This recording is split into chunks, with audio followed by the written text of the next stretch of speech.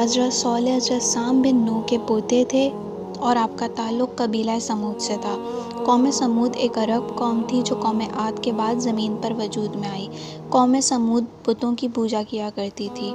آپ نے مختلف طریقوں سے لوگوں کی رہنمائی کی، لیکن اس قوم نے بڑی شدت کے ساتھ آپ کی دعوت حق کو قبول کرنے سے انکار کر دیا۔ آپ نے دعوت حق کا سلسلہ جاری رکھا، لیکن قوم مکر اور فریب میں روز بروز آگے ہی بڑھتی جا رہی تھی۔ آخر میں طے یہ پایا کہ حضرت صالح ان کے بتوں سے تقاضا کریں گے۔ حضرت صالح نے بتوں سے کچھ سوال پوچھے، لیکن جواب نہیں ملا۔ حضرت صالح نے بار بار اپنی تمنائیں بیان کیں، لیکن انہوں نے کوئی جواب نہیں دیا۔ حضرت صالح نے کہا کہ اب تمہاری باری ہے، اپنے مطالبات بیان کرو، اللہ تمہاری تمنائیں اسی وقت پوری فرمائے گا۔ 70 بزرگوں نے حضرت صالح کی بات مانی۔ حضرت صالح ان 70 افراد کے ہمراہ پہاڑ کی بلندی پر تشریف لے گئے۔ ان کی خواہش یہ تھی کہ اس پہاڑ سے ایک اونٹنی برآمد کریں کہ جس کا رنگ گہرا سرخ ہو، اون سے پر ہو، اس کے پیٹ میں 10 ماہ کا بچہ بھی ہو اور اس کا قد 1 میل لمبا ہو۔ اس کے بعد پہاڑ بے چین ہوا۔ سب سے پہلے اس پہاڑ کی شکم سے اونٹنی کا سر برآمد ہوا اور پھر وہ پوری ظاہر ہوئی اور زمین پر کھڑی ہو گئی، اور اچانک اس نے بچے کو جنم دیا جو اس کے قریب اچھلنے کودنے لگا۔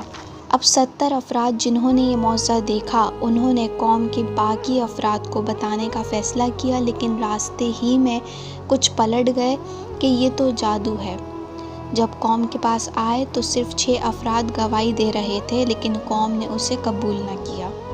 حضرت صالح نے قوم سمود کو اللہ کا پیغام پہنچایا کہ اے میری قوم، خدا کی عبادت کرو، کیونکہ اس کے علاوہ کوئی معبود نہیں ہے۔ تمہارے پاس پروردگار کی طرف سے دلیل آ چکی ہے۔ یہ خدائی ناکہ ہے جو تمہارے لیے اس کی نشانی ہے۔ اسے آزاد چھوڑ دو کہ زمین خدا میں کھاتی پھرے، اور خبردار اسے کوئی تکلیف مت پہنچانا، ورنہ عذاب الہی تمہیں اپنی گرفت میں لے لے گا۔ قوم سمود کے قلیل افراد کے علاوہ سب غرور اور سرکشی کی بنا پر اس عظیم معجزہ الہی کو برداشت نہ کر سکے۔ ان پر پانی کم پڑنے لگا۔ ان کو یہ برداشت نہ تھا کہ شہر کا سارا پانی ایک دن صرف ناقہ صالح کے لیے ہو اور ایک دن تمام لوگوں کے لیے۔ حالانکہ انہیں یہ حق نہیں تھا، کیونکہ اللہ نے وہ چشمہ حضرت صالح کے لیے ہی جاری کیا تھا اور اسی پانی کا نصف حصہ ناقے کے لیے قرار دیا تھا۔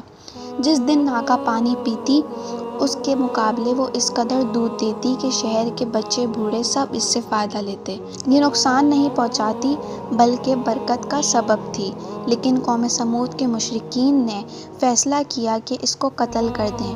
نہ صرف یہ کہ ارادہ یا فیصلہ کیا بلکہ اس پر عمل کر دیا۔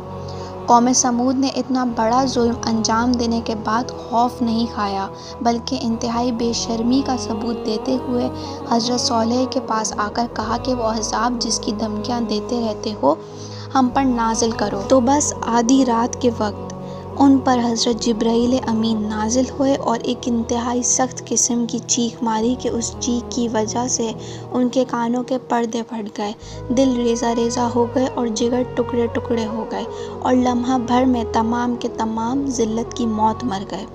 جب وہ رات ختم ہوئی اور صبح نمودار ہوئی تو اللہ نے ان پر آسمانی بجلی نازل فرمائی۔ اس نے اس ظالم قوم کو صفائے ہستی سے مٹا دیا۔